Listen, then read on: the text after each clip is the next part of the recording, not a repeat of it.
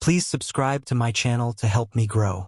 The room was buzzing with laughter and clinking glasses, but my attention was fixed on the far corner of the office party where she stood, my wife, looking radiant in a sleek black dress.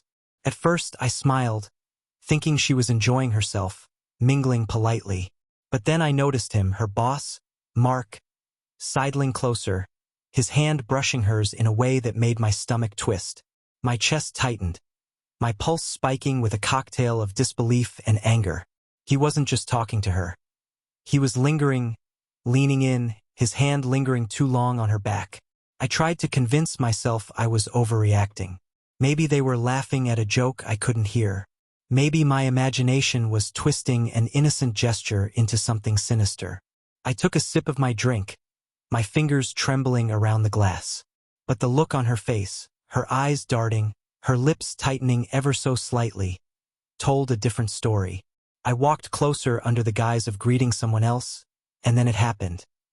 His hand slid from her back to her hip, just for a heartbeat, just long enough.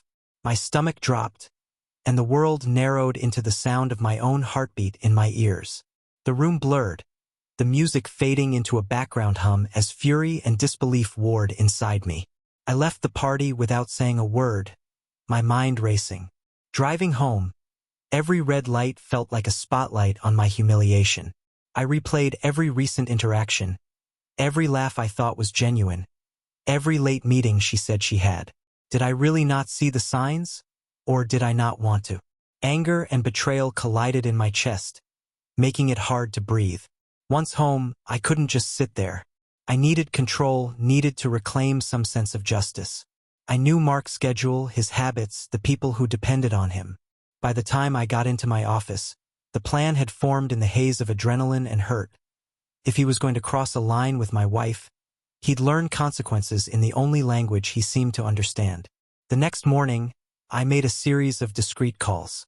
Evidence, rumors, financial discrepancies, whispers of misconduct. All small pieces that, when connected, painted a damning picture. By noon, HR had a file on him.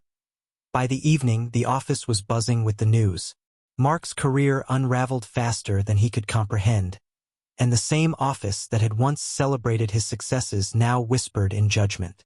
When she came home that night, radiant yet oblivious to the storm I'd unleashed, I confronted her. Not with anger, not with screaming, but with quiet, piercing clarity. "I saw what happened," I said. Her face went pale, confusion and guilt flickering in her eyes. "It's over," I continued, the words calm but final. "Everything we had that could be salvaged, gone. And I made sure he won't ever hurt anyone like that again." She tried to protest, to rationalize, to say it wasn't what it looked like. But her excuses crumbled under the weight of my certainty. I saw her vulnerability, her shock, her regret, but it was too late. Trust, once shattered, cannot be fully restored. In the quiet afterward, I sat alone, listening to the hum of the city outside. I wasn't triumphant. I was hollow, haunted by the knowledge that betrayal leaves marks not just on careers, but on hearts. My revenge had been precise, effective, but it could not heal the fractures inside me.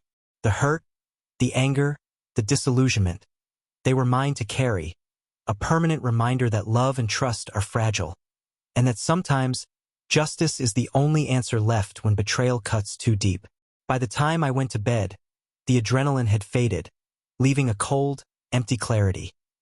Love can be weaponized, trust can be destroyed, and some nights are meant to remind us that we can never truly predict human hearts.